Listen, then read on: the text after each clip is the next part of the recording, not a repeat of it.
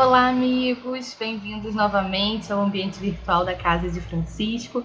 Hoje é com muita alegria que recebemos alguém aqui da casa, a nossa querida Marta Novis, que ela aqui mesmo do GEFA, o Grupo Espírita Francisco de Assis, e hoje vai nos falar sobre o tema a cólera. Então, para a gente começar a se ambientar e elevar nossos pensamentos, vamos todos juntos fazer uma prece.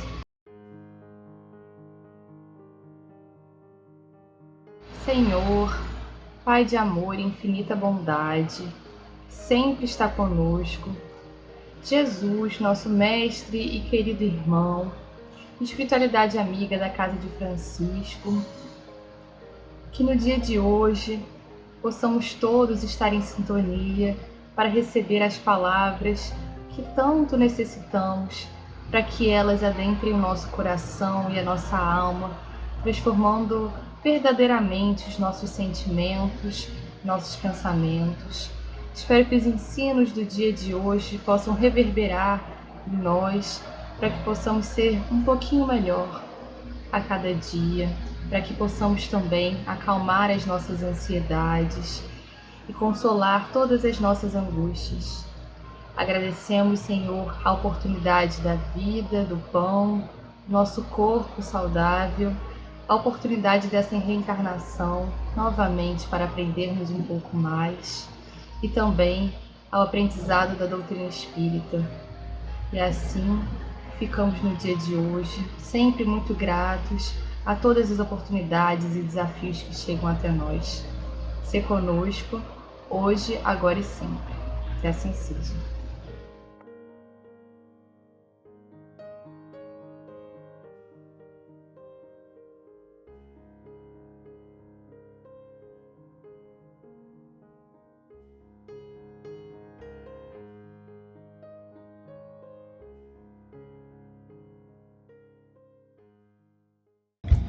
Meus irmãos, como é que vocês estão?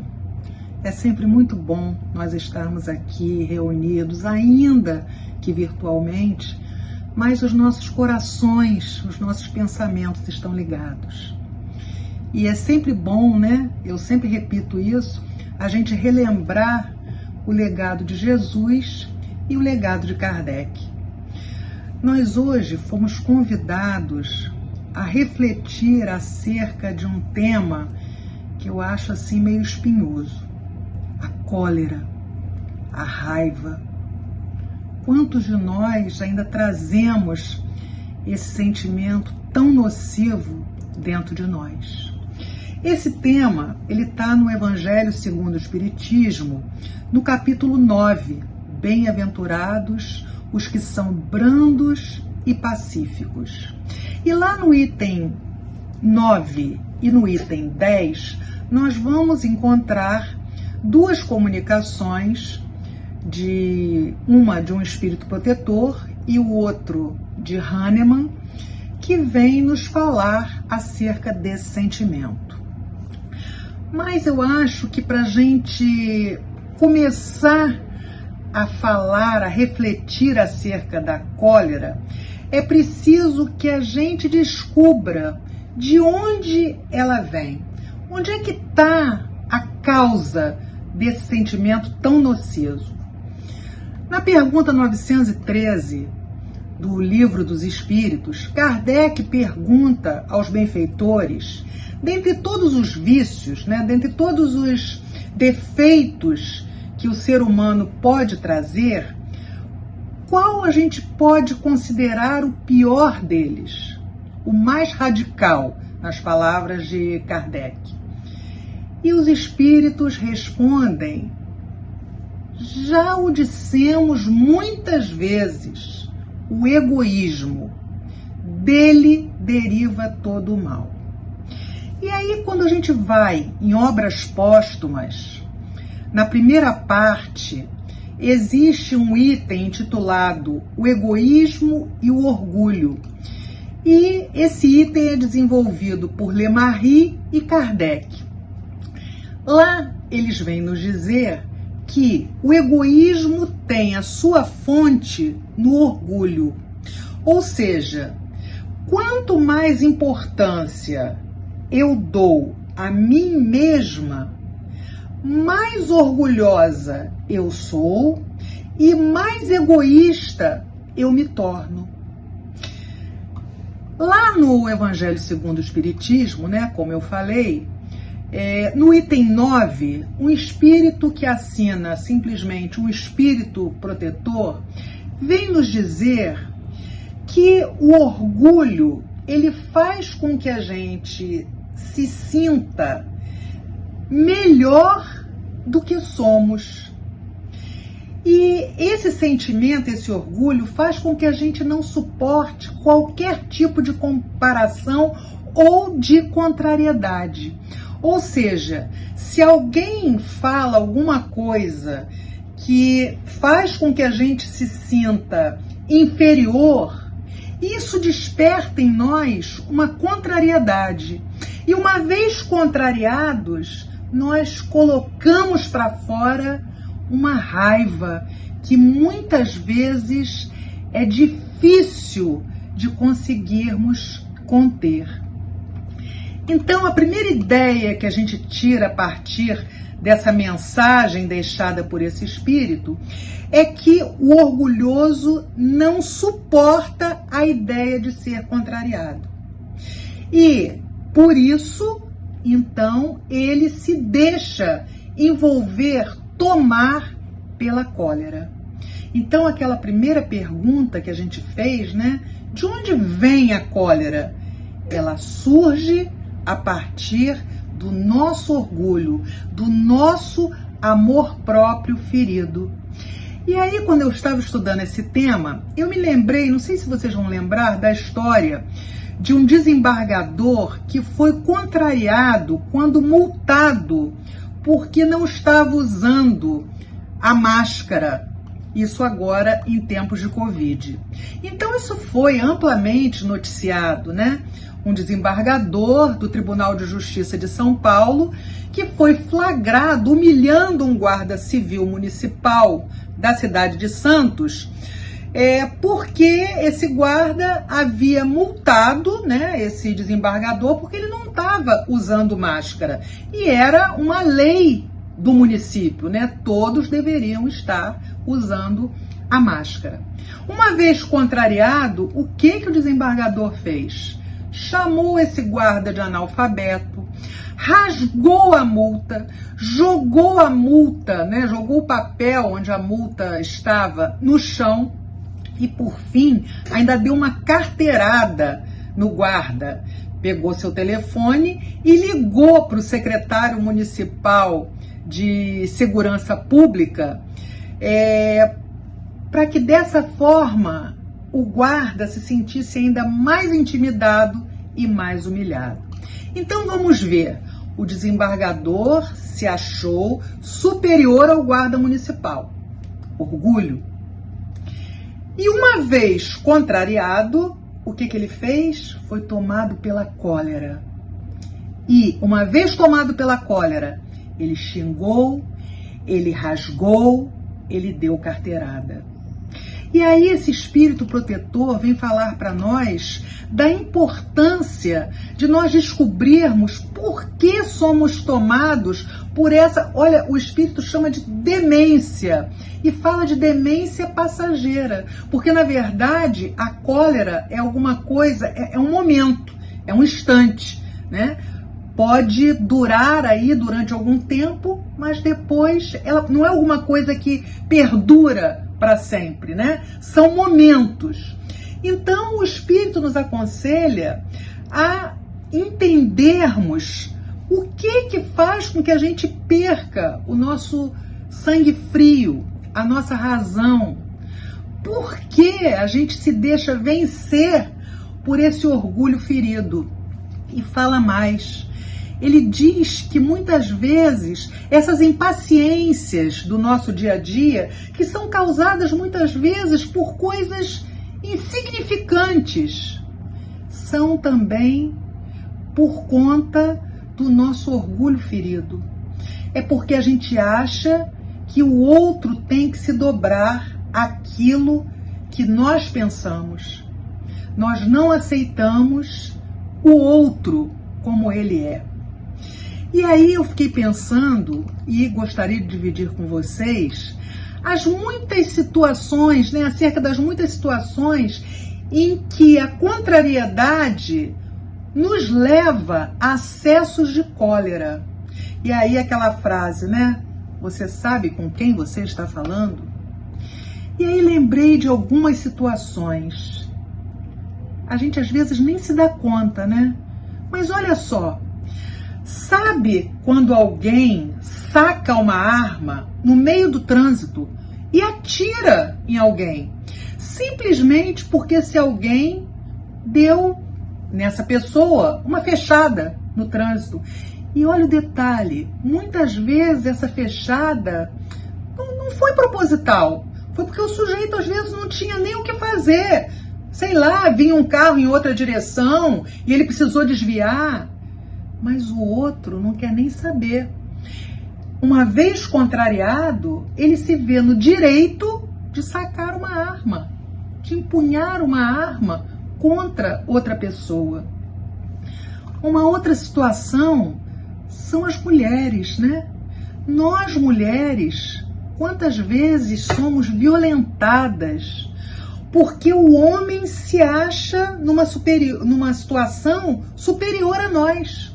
E como ele se vê numa condição superior, ele se acha no direito de nos bater, de nos xingar, de nos estuprar e até de nos matar, se ele se sente contrariado por algum motivo. Depois me lembrei daquelas crianças espancadas, muitas vezes bebês. E por quê? Porque choram. E o seu choro contraria seu pai, sua mãe, contraria ambos, ou quem está ali no momento tomando conta dela. E aí, essa pessoa se acha no direito de espancar, porque o choro está irritando. Me lembrei também do idoso. Quantos idosos a gente vê aí na mídia, né, que recebem gritos e xingamentos porque eles não conseguem compreender o que está sendo pedido a eles. Meu Deus, na medida em que vamos envelhecendo, vamos perdendo, muitas vezes, a noção das coisas. Não somos iguais. Não sabemos de que forma vamos envelhecer. Não sabemos quais serão as nossas limitações. Mas o outro pode se sentir intimidado, pode se sentir muitas vezes irritado, porque está pedindo alguma coisa aquele senhor, aquela senhora, e ela não responde, não porque não quer, mas porque não está conseguindo entender, já não entende mais. Mas a criatura que agride se acha superior a ela e acha que ela é obrigada a entender tudo que ele está dizendo.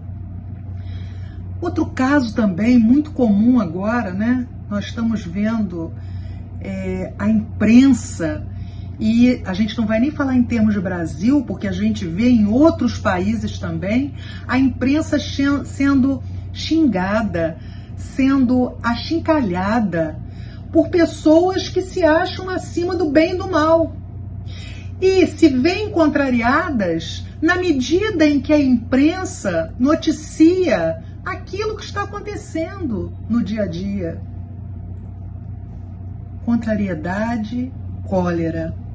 Depois me lembrei também, e acho que vocês vão lembrar, de pessoas em situação de rua, e nós já tivemos algumas, queimadas pelo simples fato de existirem. Existem, enfeiam a cidade, então o sujeito se sente contrariado com a presença dessas pessoas, vai lá, coloca fogo, porque pensa que matando vai resolver um problema crônico de desigualdade social vivido por todos nós. Então a gente percebe que a cólera, ela se encontra em todos os cantos por onde a gente passa. E aí aquele espírito protetor, ele diz uma coisa interessante, ele fala assim, que o homem colérico, ele acaba se atirando contra tudo. E às vezes se atira contra a natureza, se atira contra os objetos inanimados e quebra a natureza, quebra esses objetos, porque eles não têm como obedecê-lo. E aí ele diz que se o homem colerizado pudesse se ver numa dessas situações, ele se sentiria ridículo e se sentiria também objeto de piedade. Sabem, certa feita, uma amiga dividiu comigo uma situação que a deixava extremamente envergonhada e triste hoje em dia. Ela me disse que quando jovem, ela era uma profissional liberal extremamente ocupada e ela vivia mais tempo para o trabalho do que para sua única filha.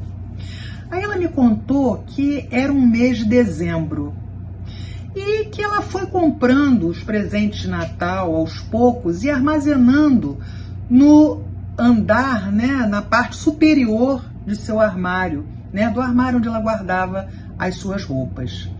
E ela ia fazendo isso e pensou, né, que quando estivesse próximo ao Natal, ela então enfeitaria a árvore de Natal e disporia aqueles presentes no entorno da árvore.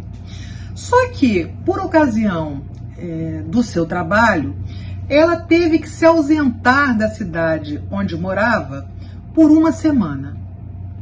Quando ela voltou, né, já estava mais próximo do Natal, ela chega em casa cansada e quando ela entra em casa, quando ela abre a porta da sala, ela vê a árvore montada, os presentes dispostos embaixo da árvore e sua filha de 9 anos sorrindo, dizendo: mamãe, eu fiz uma surpresa para você. Ela diz que ela foi tomada naquele momento por um sentimento de raiva, de cólera, alguma coisa tão ruim, que ela entrou em casa e ela chutava aqueles pacotes, ela chutava a árvore.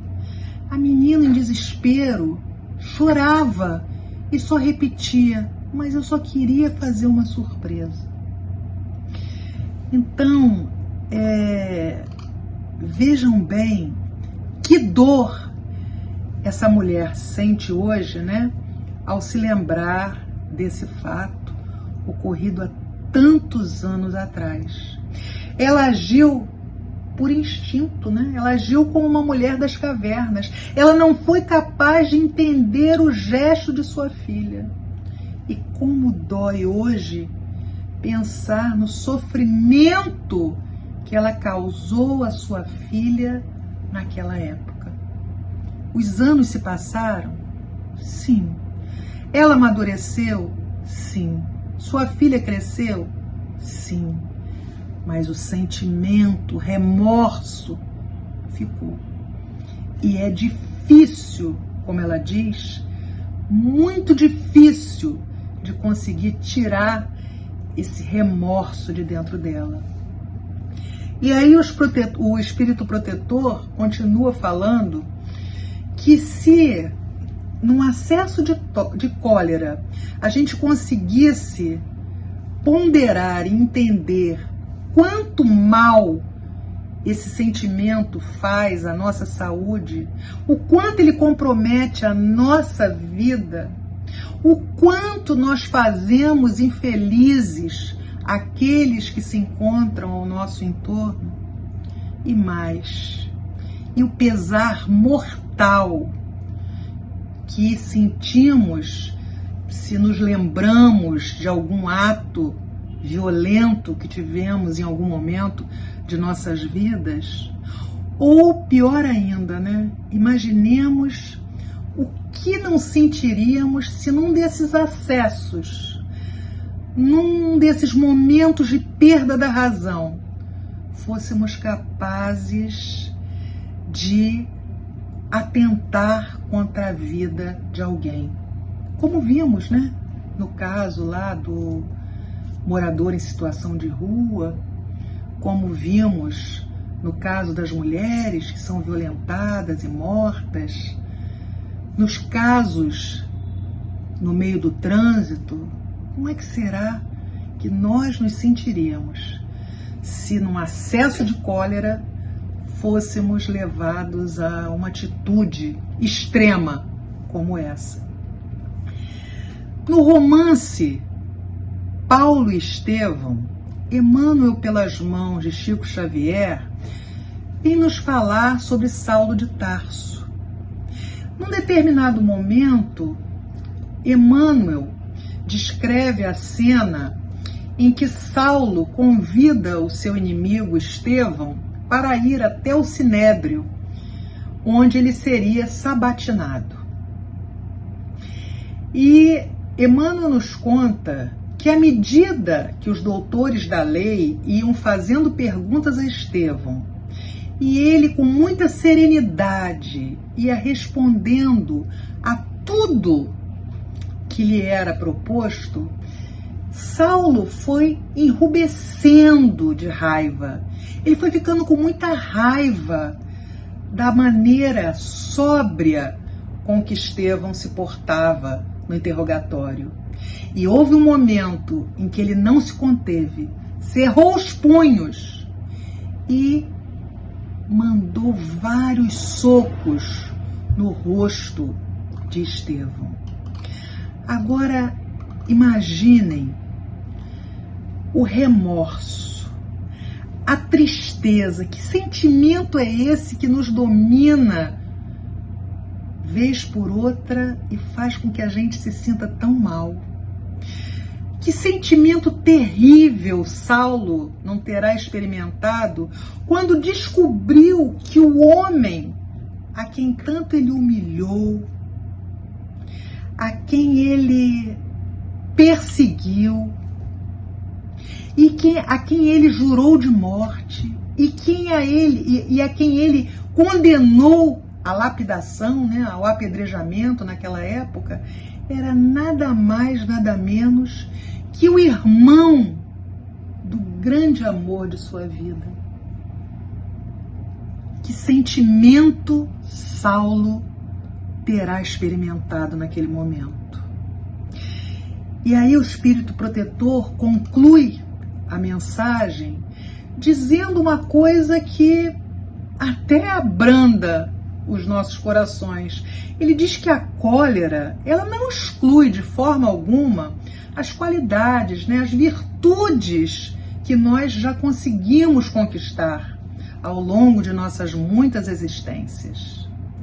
Ela não exclui, mas ela nos impede de fazermos o bem e pode nos levar a fazer muito mal.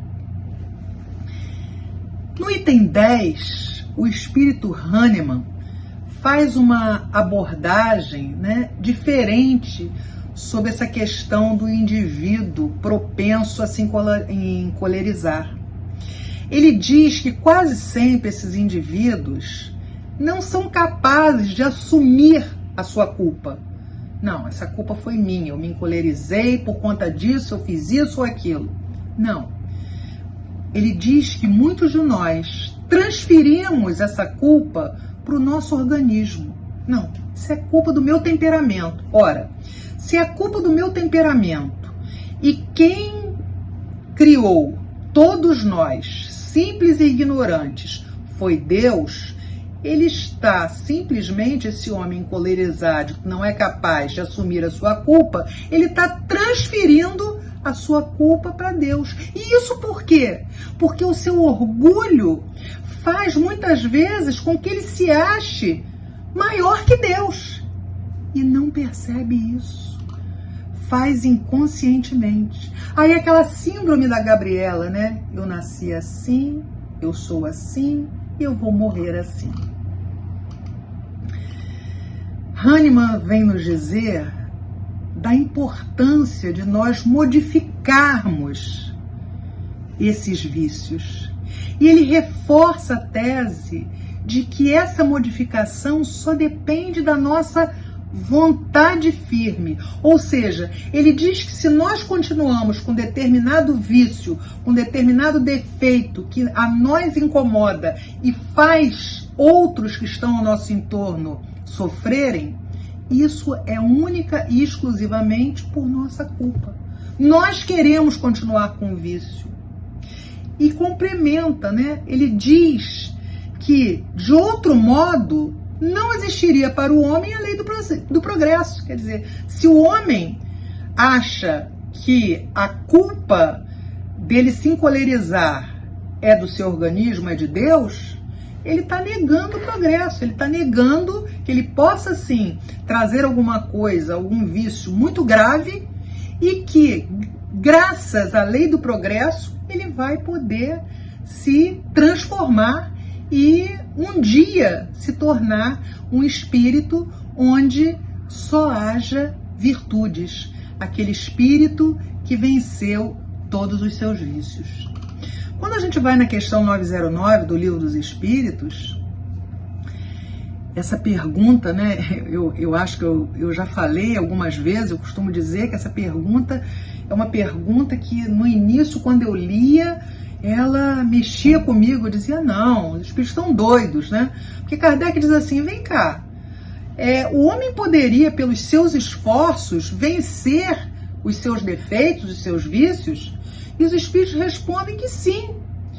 E que, muitas vezes, bastariam esforços muito insignificantes. Mas aí eles dizem que o que falta a nós é a vontade. E diz, quão poucos dentre vós fazem esforços.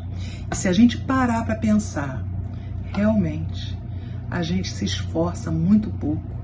A gente acha que está fazendo muito, mas na verdade é muito pouco perto de alguma coisa que seria muito importante para o nosso progresso individual. E aí vem a pergunta, né? Queremos verdadeiramente afastar a cólera, esse sentimento tão ruim de nossas vidas? E aí é outra coisa, né? O que a gente tem feito para afastar esse sentimento? Para terminar as reflexões de hoje, eu gostaria de ler uma poesia da Marta Medeiros. Essa poesia chama-se Pedaços de Mim. Eu sou feito de sonhos interrompidos, detalhes despercebidos, amores mal resolvidos. Sou feito de choros sem ter razão, pessoas no coração e atos por impulsão. Sinto falta de lugares que não conheci, experiências que não vivi e momentos que já esqueci. Eu sou amor e carinho constante, distraída até o bastante, não paro por instante. Já tive noites mal dormidas, perdi pessoas muito queridas, cumpri coisas não prometidas. Muitas vezes eu desisti sem mesmo tentar. Pensei em fugir para não enfrentar, sorri para não chorar. Eu sinto pelas coisas que não mudei, amizades que não cultivei, aqueles que eu julguei e coisas que eu falei. Tenho saudade de pessoas que eu fui conhecendo, lembranças que fui esquecendo, amigos que acabei perdendo, mas continuo vivendo e aprendendo. Que Jesus abençoe cada um de nós e que Jesus possa continuar animando, influenciando e inspirando nossas ações no nosso dia a dia. Um beijo no coração de cada um de vocês. E elevando os nossos pensamentos a Deus, agradecemos pela oportunidade de mais uma vez estudarmos e nos prepararmos para os desafios da nossa vida. Que os bons espíritos possam nos acompanhar e nos proteger sempre, nos mantendo saudáveis diante de todas essas dificuldades. E que possamos levar todos esses ensinamentos a cada vez mais pessoas. Que assim possa ser, e graças a Deus.